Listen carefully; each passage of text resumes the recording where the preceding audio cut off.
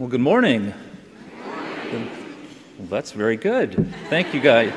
Thanks for braving the weather this morning and making it out this morning. Welcome to the President's annual State of the University Address.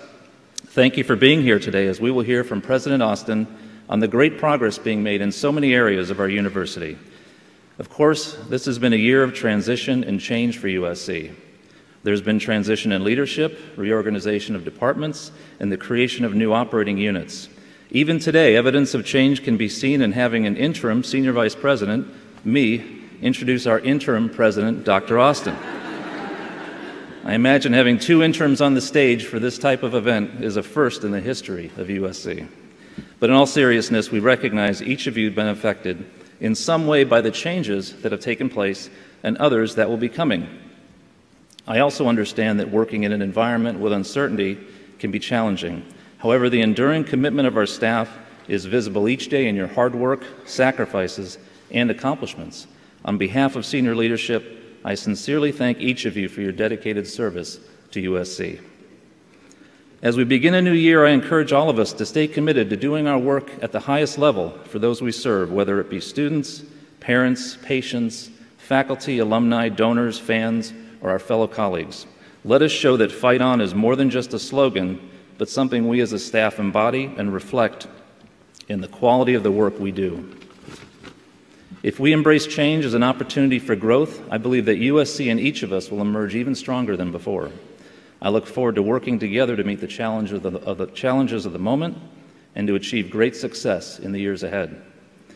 Now, to share with us the state of our university, I would like to introduce our president.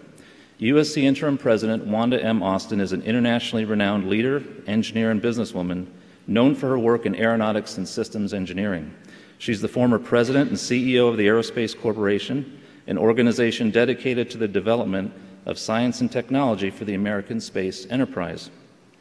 Dr. Austin is a devoted advocate for STEM education and a prominent civilian defense consultant. She served our nation as a member of the Defense Policy Board and the President's Council of Advisors on Science and Technology. She's a member of the American Academy of Arts and Sciences and the National Academy of Engineering.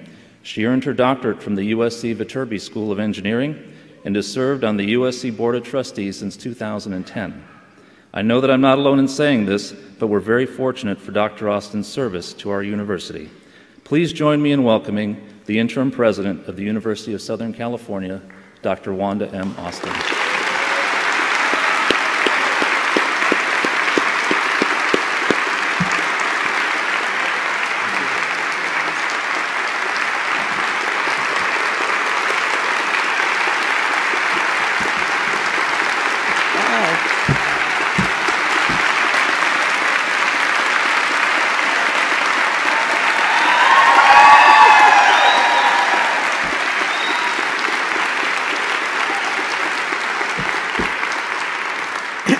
I'm not going to say the speech. It's not going to get any better than that. Well, good morning. Good morning. It's a pleasure to see all of you here. I'm delighted to be here despite the rain. We need the water, so we just got to pull out our umbrellas and make the best of it. But thank you for braving the weather and joining us this morning. This is really an exciting time for the university. And I don't know about you, but there's no place I'd rather be. So I'm glad you're here with me. David, thank you for that wonderful introduction. David is stepped in for Jeff DeCon, who couldn't be with us this morning, so appreciate your filling in. As I said, I'm delighted to welcome you all here, and the very first thing I want to say is thank you for your many, many contributions to our university community. We could not do it without you. And in particular this morning, I want to call out the staff who have supported me in delivering this address to the university for the past 3 days. So I just want to thank the events team. I want to thank you, V and Will, and video. I want to thank our writers, the people who help with the presentation, everyone who, it takes a village to do something like this, and so I'm really grateful. So please give them a round of applause this morning.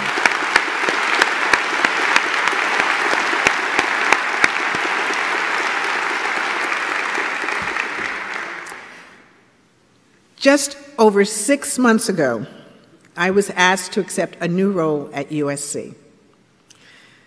My title is interim president, and that really means the president in the interim. My experiences since accepting this role have informed and changed my perspectives about our university community. I've gained a greater appreciation for the transformative work that all of you are doing. In addition, I have a clearer picture of the opportunities that we have before us as we prepare to welcome the next president of the University of Southern California. Over the past few months, one of my most important roles has been to listen, to just listen. I've been delighted by your engagement and encouraged by the important conversations that we've been having across our two campuses. It's been enlightening to hear your ideas and instructive to learn more about your points of view. I've met with deans and faculty and members of the Academic Senate. I've heard from members of our boards of counselors, students, staff, and alumni representing the diversity and breadth of the university. I've cheered on our teams alongside the enthusiastic and sometimes very vocal fans of our outstanding student athletes. I was pleased that more than 2,000 people participated in our presidential search listening sessions, and I've been favorably impressed by the dedication of our 23-member Presidential Search Committee and our 13-member Presidential Culture Commission. All of these discussions have helped more people across our academic and medical community to know that their voices are being heard and that their solutions and ideas are welcomed. With all of these crucial conversations, it's clear that this is not an ordinary moment for USC. I really believe that this is a defining moment for USC. This is the time for us to reflect on the values that we want to uphold and redefine what we want this university to become. In preparing this address, I thought about the topics that I'd want to hear if I were sitting where you're sitting. So today I'd like to cover 4 areas looking forward before I talk about looking forward to the future. The first topic I'd like to discuss is excellence. At USC, we often talk about academic excellence, or research excellence, or medical excellence. All of these areas have elevated our university relative to our peer institutions. Today, I want to expand the discussion by talking about the USC experience of excellence across the university and what we're doing to raise the bar. First, I'll talk about academic excellence. Then I'll turn my attention to medical enterprise excellence, and I'll finish the section by focusing on staff excellence. As a university, an important part of our overall excellence is our academic excellence. We see evidence for this in the extraordinary quality of our incoming freshman class, which set a record last fall with more than 64,000 applicants. And the fall class of 2019 looks to be equally competitive. We see it in our 13% admission rate, which is the most selective in USC's history. We see it in our unprecedented diversity, where a record 26% of our freshmen are underrepresented minorities. We also see excellence in our students who excel academically, in the arts, and in athletics. The graduation rate for our overall undergraduate student body is 92%. Our student athletes are now close behind with an 86% graduation success rate, which equals an all-time high. We're impressed these students challenge their intellects in a wide variety of majors, ranging from art history to business to neuroscience. Our academic excellence is also revealed in the fact that USC ranks number 17 in the latest Wall Street Journal Times Higher Education Survey. We take great pride that our annual research expenditures have reached an all-time record by a large margin, increasing by 16% to $889 million. We see excellence in our faculty who have earned great acclaim, such as Kelvin Davies, Maya Matarik, and Manuel Pastor, who were recently honored as distinguished professors, and Andrew McMahon, who was named a university professor. We see excellence in Professor Viet Nguyen, who added yet another honor to his many achievements by being elected to the American Academy of Arts and Sciences after receiving a Pulitzer Prize, a Guggenheim Fellowship, and being named a MacArthur Genius Fellow. We see excellence in Baruch Khoshnevis and Mata Magadan, who were elected to the National Academy of Engineering. We experience excellence in Professor Young Chai from our Herman Ostrow School of Dentistry, who was elected to the National Academy of Medicine. We see excellence in University Professor Michael Waterman and Professor Ellis Meng, who were selected to join the National Academy of Inventors. Professor Meng, by the way, also happens to be the first woman from USC to be elected to the NAI. All of these accomplishments bring great honor to our already world-class faculty who create the USC experience of excellence. Our excellence is also apparent in the next topic that I want to talk about today, and that's our medical enterprise. No matter where you work at USC, you need to understand the growing importance our medical enterprise has on the future of our entire university. More than 40% of all of USC's staff are now connected to our health sciences campus. More than 40% of all of our faculty are employed by the Keck School of Medicine.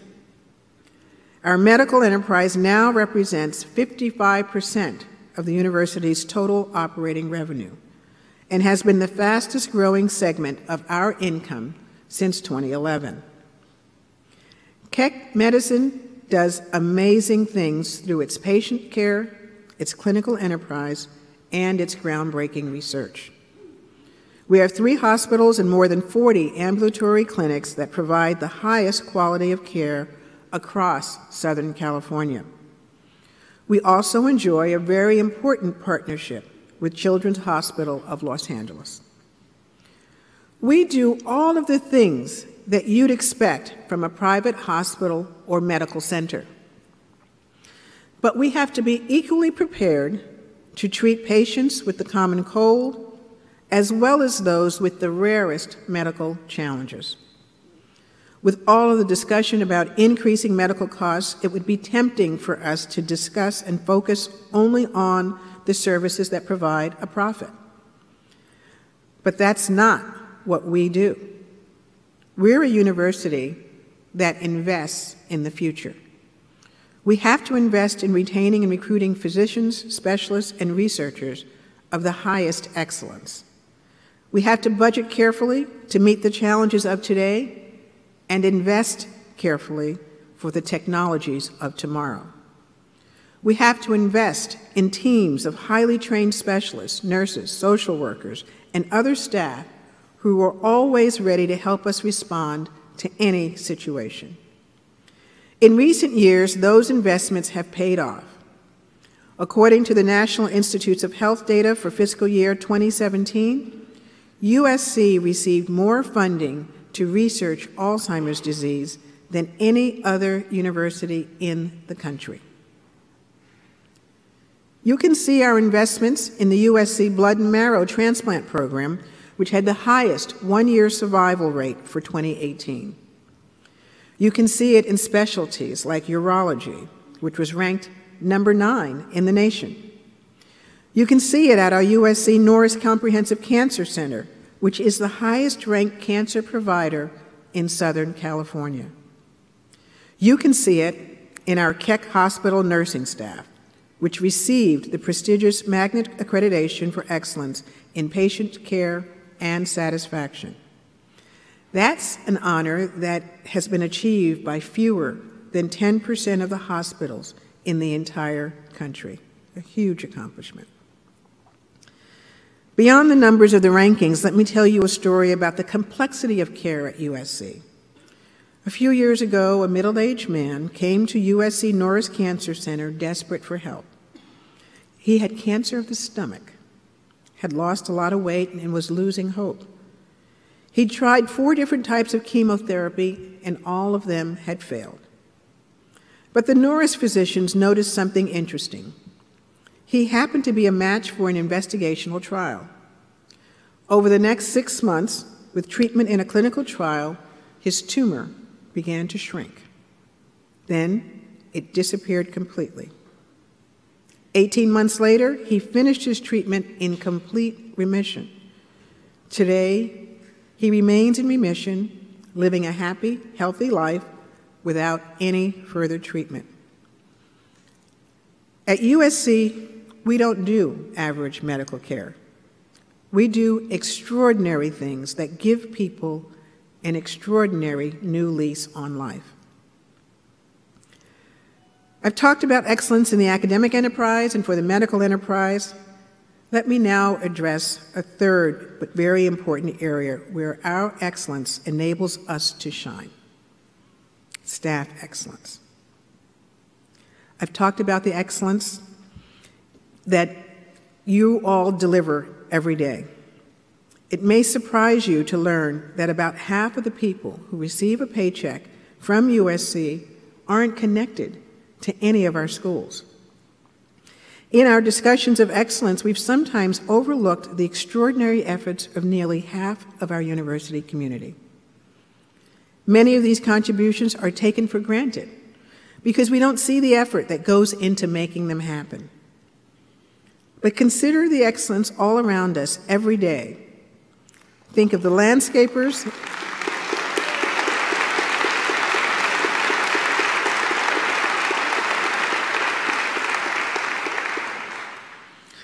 We certainly notice if they're not excellent, don't we? Think of the landscapers and facility staff whose constant care and attention make our campuses a work of art. Think of the craftsmen and tradespeople who ensure that our buildings are maintained and safe and that our infrastructure is secure. Think of the nurses, the specialists, the medical assistants who dedicate years of their lives to developing the expertise that helps us provide the very highest level of patient care. Think of the army of administrative assistants who dedicate themselves to every detail in helping the faculty, students, and parents in schools and departments across the university. Think of the chefs and the cooks and the cashiers who every day serve a population the size of a small city. Think of the incredible collaboration by our departments of public safety, transportation, and housing to make move-in day not only manageable, but seamless for our students and parents. If you want to see excellence in action, just pull up to Entrance 2 on our University Park campus. There you'll be greeted with a smile by Sonny Rosales, and you'll immediately understand why he's been honored with the President's Award for Staff Achievement.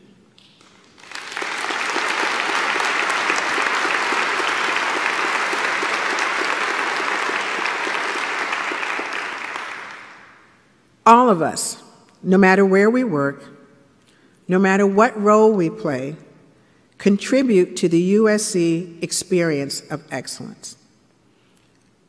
You don't just work for this university. You are this university. Today, I want you all to know that we recognize your excellence and we appreciate, deeply appreciate, your contributions. We can be proud of the fact that the impact of our excellence extends beyond our 2 campuses to my second topic, which is our community engagement.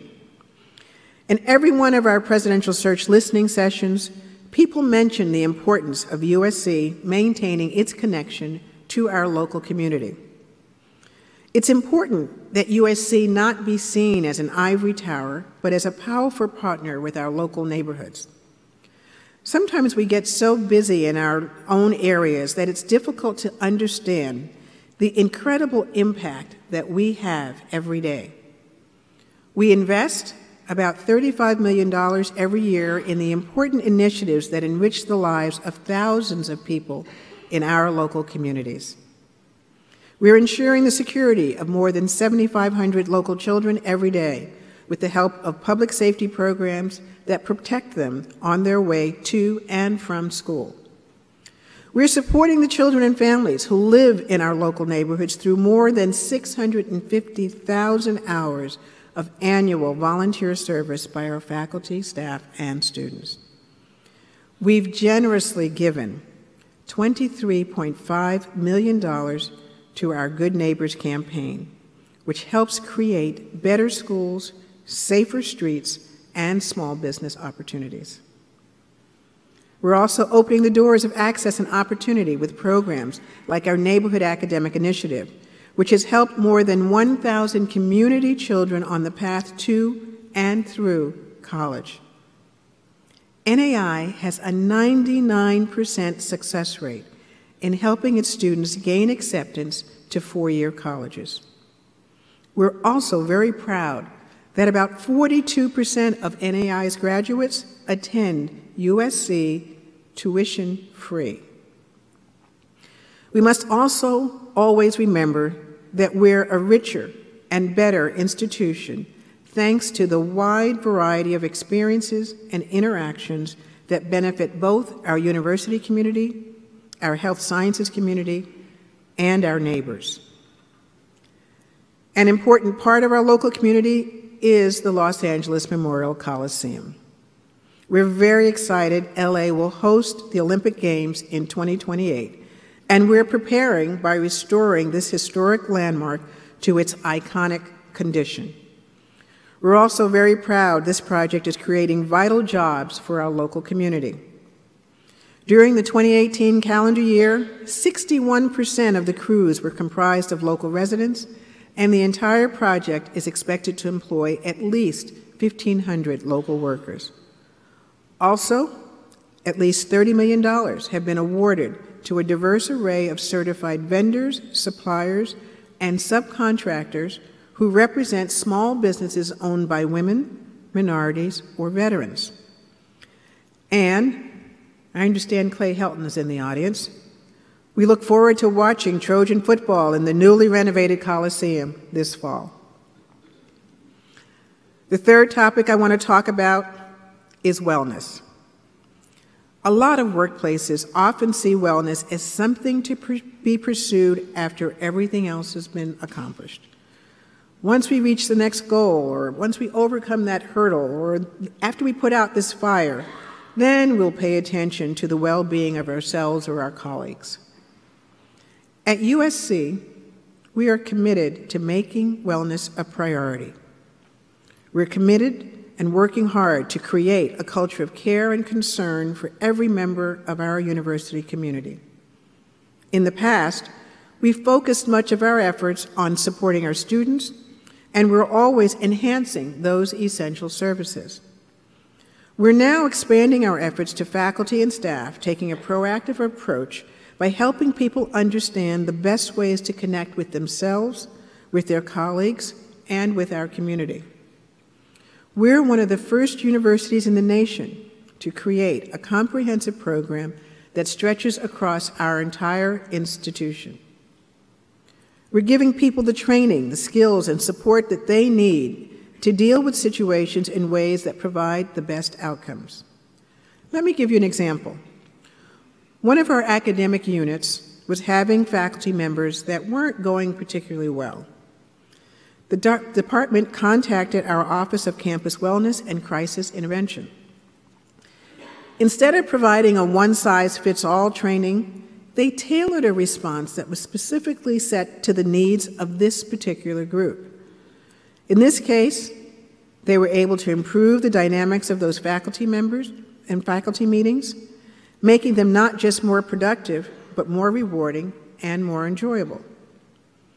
It's not just one group taking advantage of these services. Nearly 4,000 people have already participated in assessments, workshops, and retreats. We hope that you'll take advantage of many of the new options that are now available to you. Let me share one other story about creating a culture of caring at USC. Recently, a student was concerned about a favorite professor. The professor, who had always been dynamic and engaging, didn't seem to have the same energy or excitement. Through USC Trojans Care for Trojans, the student was able to send an anonymous message expressing concern about this treasured professor. Behind the scenes, our network went into action, finding the best way to check on the well-being of a valued member of the Trojan family. Sure enough, the professor was having a difficult time outside of USC and appreciated that someone cared enough to show concern. In the years ahead, the well-being of our faculty, staff, and students cannot be an afterthought. It needs to become a crucial and central focus that's integrated into every element of our campus community. The President's Culture Commission was established with the charge of advising me on the strategic direction with respect to a culture of wellness. We've taken important first steps on this journey to address the critical needs. We established the Office of Professionalism and Ethics, the appointment of 2 university ombuds, and the creation of the Senior Vice President for Human Resources. An important part of our overall commitment to wellness includes the improvements that we've already made to our student health programs. Our Student Health Center is now professionally overseen by Keck Medicine of USC. To lead our efforts, we recruited Sarah Van Orman, a nationally recognized leader in creative, comprehensive student health plans.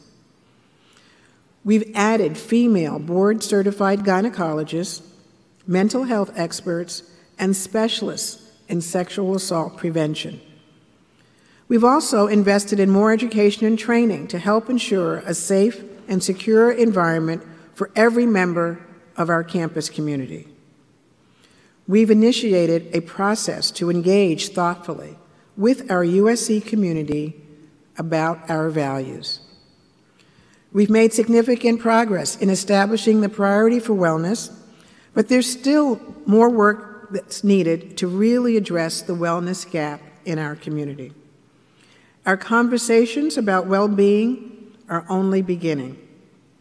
It's up to us to ensure that USC is more than a university, that everyone feels like a valued member of the Trojan family.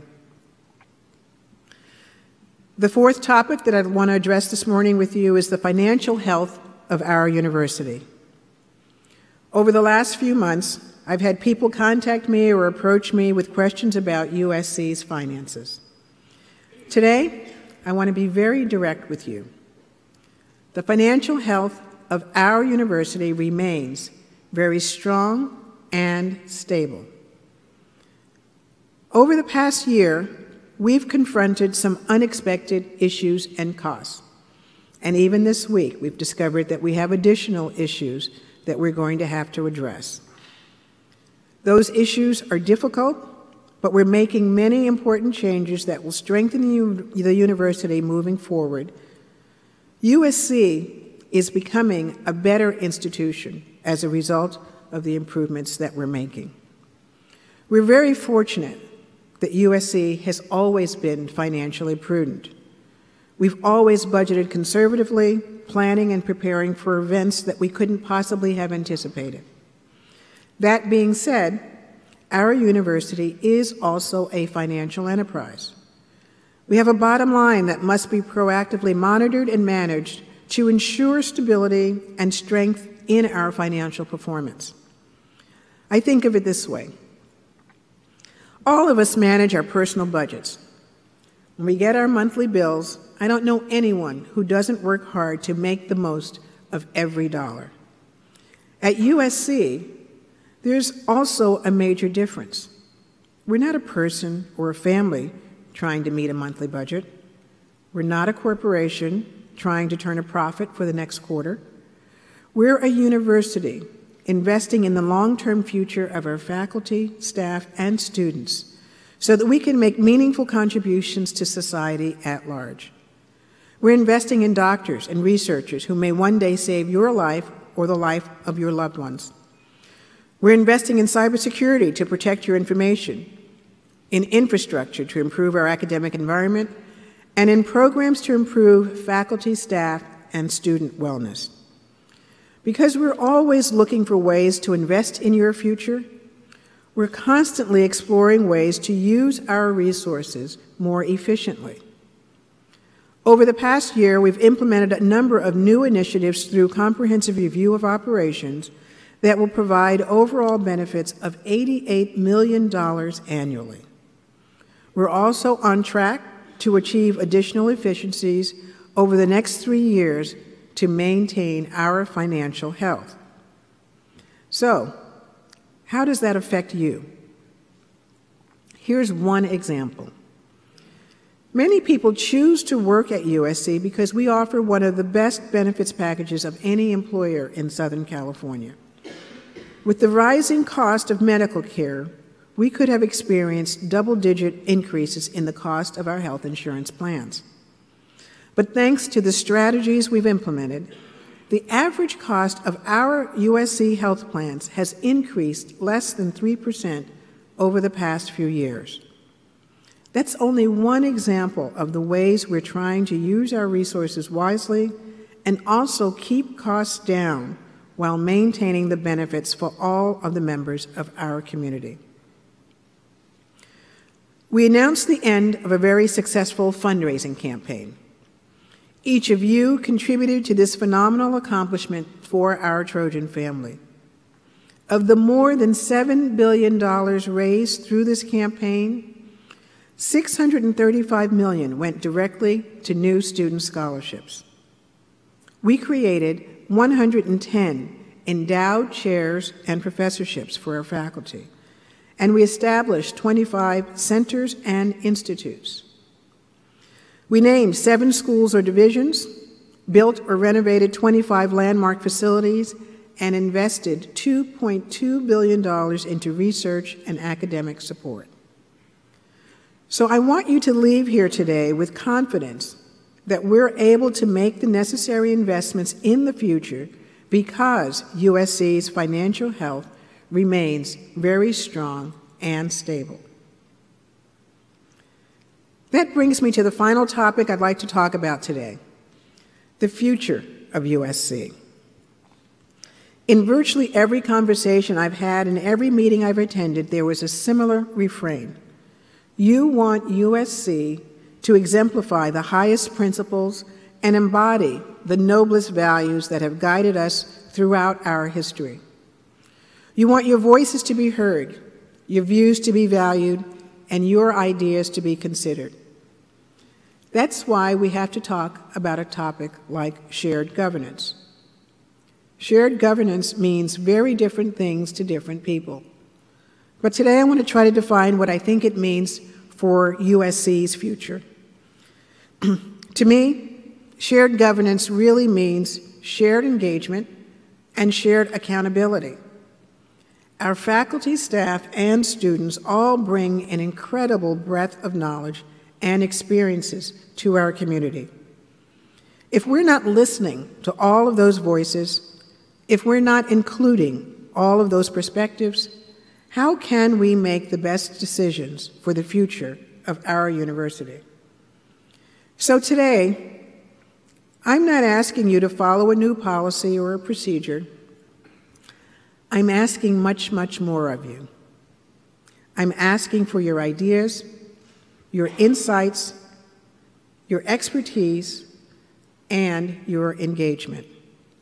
I'm asking for your help in defining the future of our university. We're having these conversations because in the end, we all want a university that we are proud of and that our next president is proud to lead. I'm honored to be part of the search committee for our next president. We're very fortunate that we have an extraordinary committee as well as a very engaged board of trustees. I can assure you we have some incredible candidates who have qualities that will help our university make great strides in the future. I'm excited about this next chapter in the history of the Trojan family, and our Board of Trustees will announce our new president at the appropriate time. In closing, I want to return to an idea that I first mentioned at the end of last semester. For many years, including this past July, USC has been listed among the Chronicle of Higher Education's great colleges to work for. Over the past few months, as I've met with members of the Trojan family, I've gained a new appreciation for why USC has become one of the most acclaimed universities in the nation.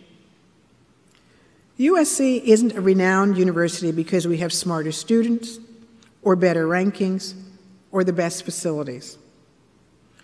We're a great university because we have great people. We have great faculty, great staff, and great students.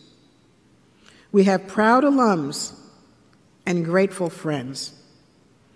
We're passionate about this university, not just because we work here, but because we understand that we're a part of something larger and more enduring. Real change happens slowly, not just over months and years, but over decades and lifetimes. In order to move forward, we must move forward together. As one university, one community, one Trojan family. When we do that, we ensure the excellence that you bring to our university has a positive impact on our students, our community, and our world far, far into the future, creating the USC experience of excellence. Thank you for listening. Thank you for your time and commitment to our university. And as always, fight on.